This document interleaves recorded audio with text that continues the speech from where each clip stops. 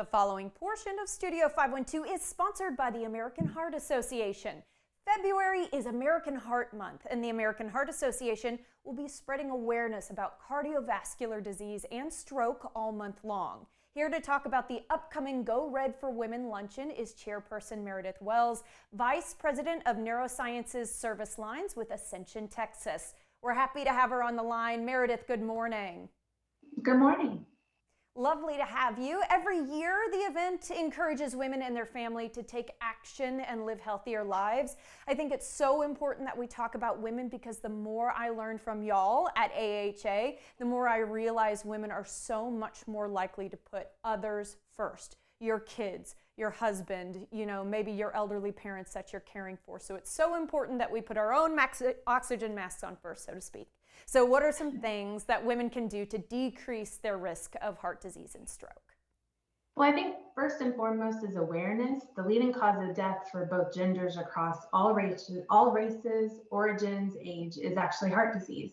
Heart disease and stroke are both cardiovascular conditions that share many of the same risk factors. Women actually are more likely to die from a stroke than men, and they have a higher risk of stroke during pregnancy and when taking certain medications.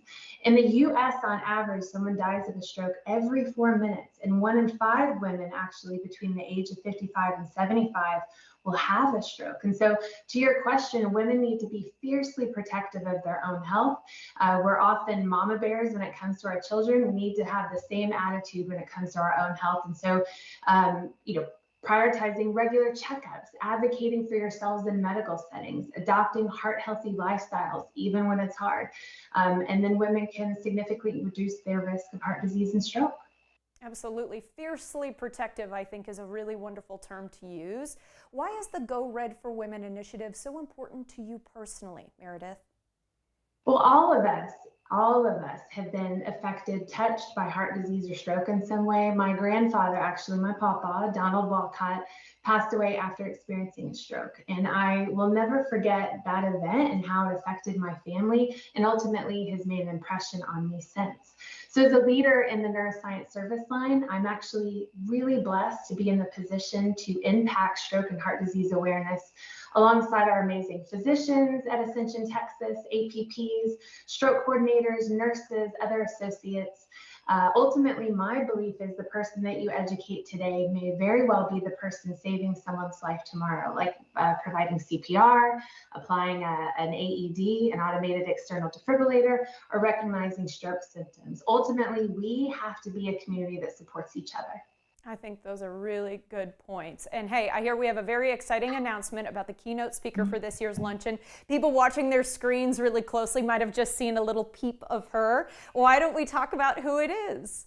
Yes, I am thrilled to announce that the Emmy Award-winning actress and heart health advocate, Susan Lucci, aka Erica Kane from All My Children, is going to be doing a fireside chat at this year's luncheon on Wednesday, February 19th at the JW Marriott in Austin. And it's actually so much more than a luncheon. We're actually doing a health and wellness summit with stations where you can learn about how to access CPR lessons, some other fun events, and ultimately you can learn more by visiting heart.org/AustinGoRed. Sounds good to me. I mean, she's 78 years old, y'all. She is taking good care of herself. When I see those pictures, I'm like, she is inspirational. All right. I know there's a lot more to celebrate this year as the American Heart Association enters its second century of ensuring longer, healthier lives. First of all, a big congratulations to y'all at AHA. Why don't you tell us a little bit more about it? Sure. So 2025 is the first year of our second century, and we are completely committed to ensuring equitable health outcomes for all people in our next 100 years. And that's why 2025 Go Red for Women, the theme is Second Century in Bloom. Lovely. All right, and Ascension, Texas is a major supporter of the Go Red for Women campaign. How does your work at Ascension, you touched on this a touch, but I want a little bit more, if I can, dig into it for just a second, align with the goals of Go Red for Women in terms of preventing heart disease and making sure that you educate patients? Absolutely. Well, Ascension, Texas, all of Ascension, One of our main mission is the commitment to serving all, especially those who are poor and vulnerable. And ultimately, education is key to breaking down barriers in underserved areas, ensuring that life-saving information and care is accessible to everybody. In Ascension, Texas, our proactive approach extends beyond heart health to stroke prevention and brain health. We have a coordinated care network across 21 counties. We have the only neurocritical care unit in Central Texas and 24/7 stroke trained providers so that we can provide timely, high quality care exactly when it's needed most. Yeah, and that education piece is so important because not always do women present. For example, as you mentioned, stroke is actually more deadly for women with the same symptoms that maybe we've always come to expect from heart attacks and strokes, things like that. Exactly, exactly. Very good point. Which is why you should always speak up. If something is wrong or you feel like something is wrong, don't be afraid to speak up.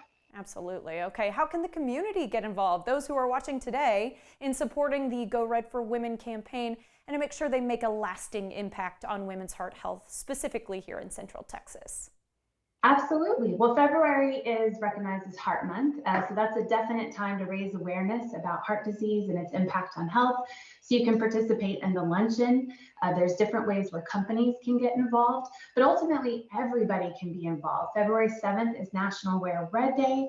And so you can wear red in a visible way, either in honor of someone in your life or yourself if you've been affected by heart disease or stroke. But you can also show support so that people will ask questions. Why are you wearing red? And that can spark a conversation that ultimately will drive change and encourage better health practices. Absolutely, and fabulous, confident red too. That'll get people talking. I really love it. Meredith, thank you so much for your time and your expertise this morning. We really appreciate it. Absolutely, thank you so much. Guys, head to heart.org/AustinGoRed to learn more. The preceding portion of Studio 512 was sponsored by the American Heart Association.